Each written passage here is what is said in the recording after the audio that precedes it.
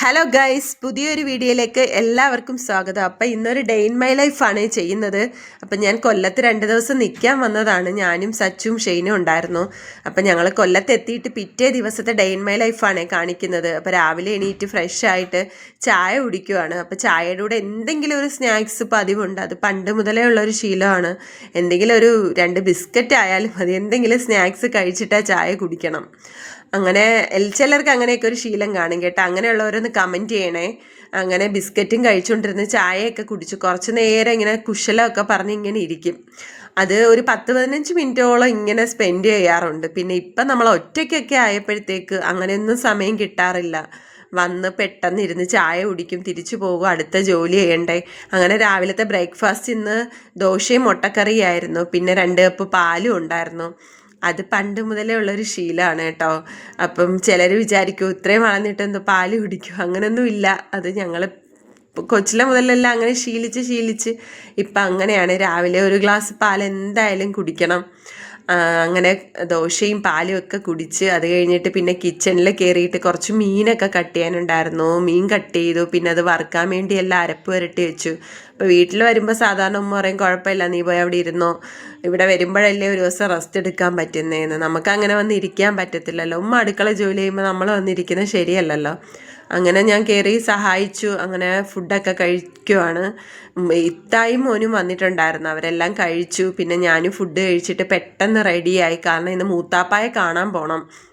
മൂത്താപ്പ വയ്യാതെ കിടക്കുവാണ്.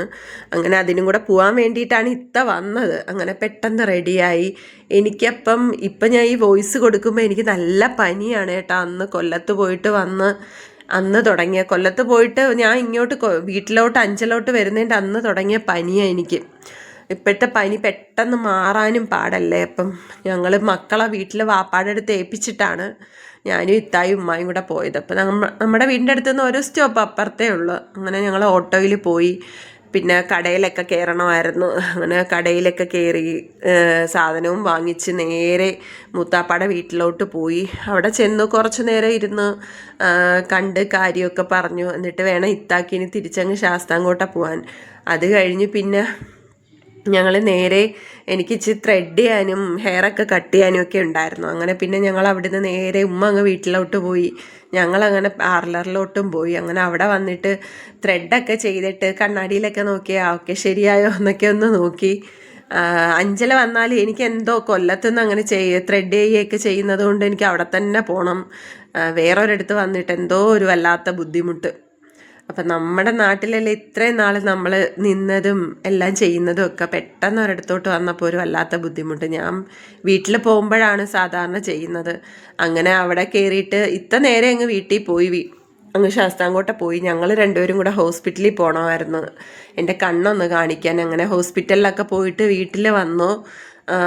AC ഇളക്കി വെച്ചേക്കുവാണ് കേട്ടോ. കാരണം എന്ന് വെച്ചാൽ വീട്ടിൽ സാധനം പറക്കിയപ്പോൾ ഞങ്ങൾ AC സർവീസിന് കൊടുത്തേക്കുമായിരുന്നു.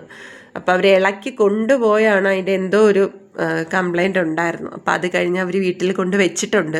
ഇനിയിപ്പോൾ അവിടുന്ന് വന്ന് എടുത്ത് ഇനി അഞ്ചൽ കൊണ്ടുവരണം. അങ്ങനെ ഞാൻ വീട്ടിലെത്തിയിട്ട് കുറച്ച് നേരം അവിടെ ഇങ്ങനെ ഇരുന്ന് വന്നപ്പോഴേ നല്ല തലവേദന. അപ്പോൾ കുറേ യാത്ര ചെയ്തുകൊണ്ടായിരിക്കും, ഉച്ച മുതലേ അങ്ങോട്ടും ഇങ്ങോട്ടും പോവേ ഇടിക്കുകയൊക്കെ ചെയ്തുകൊണ്ടാണെന്ന് കരുതി.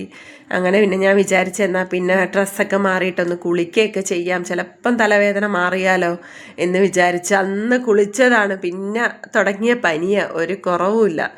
അപ്പോൾ തലവേദന ആയ കാരണം പിന്നെ പെട്ടെന്ന് പോയി എന്നാൽ ഇച്ചിരി ഓയിലിട്ട് തലയ്ക്കൊന്ന് മസാജ് ചെയ്തിട്ട് പോയി കുളിക്കാമെന്നും പറഞ്ഞ്. അതുപോലെ മുടി നമ്മൾ കട്ട് ചെയ്തതല്ലേ, അപ്പോൾ പിന്നെ ഇച്ചിരി ഓയിലൊക്കെ നല്ല തേച്ച് പിടിപ്പിച്ചിട്ട് വേണം കുളിക്കാനെന്നും പറഞ്ഞ് കുറച്ച് നേരം എണ്ണയൊക്കെ തേച്ചുകൊണ്ട് ഇങ്ങനെ നിന്നു.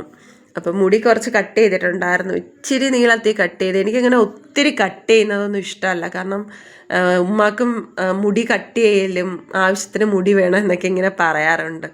ഉമ്മയൊക്കെ കൊച്ചിലേ നമ്മൾ കോളേജിലൊക്കെ പഠിക്കുന്ന ടൈമിലൊക്കെ മുടിക്കൊക്കെ വേണ്ടി കുറേ സമയം സ്പെൻഡ് ചെയ്യാറുണ്ട്. ഉമ്മ ആയാലും ആഴ്ച ഹെന്ന ചെയ്ത് തരും, എപ്പോഴും മുടിയുടെ കാര്യങ്ങൾ എണ്ണ കാച്ചി തരും, അങ്ങനെയൊക്കെ ചെയ്യും. ഇപ്പം നമ്മൾ ഒറ്റയ്ക്കായപ്പോഴത്തേക്ക് നമ്മളിപ്പോൾ അതൊന്നും ശ്രദ്ധിക്കാറില്ല. പെട്ടെന്ന് ഒരു എണ്ണ തേക്കും, കുളിക്കും, അങ്ങനെയൊക്കെ ആയി.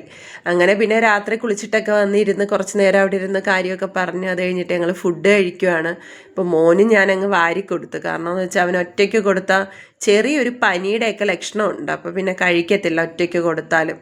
അങ്ങനെ ഞാൻ വാരി കൊടുത്ത് ഞാനും കഴിച്ച്. അങ്ങനെ ഇനിയിപ്പം ഫുഡൊക്കെ കഴിച്ച് കുറച്ച് നേരം ഇങ്ങനെ ഇരുന്നിട്ട് ഇനി പോയി കിടന്നുറങ്ങണം.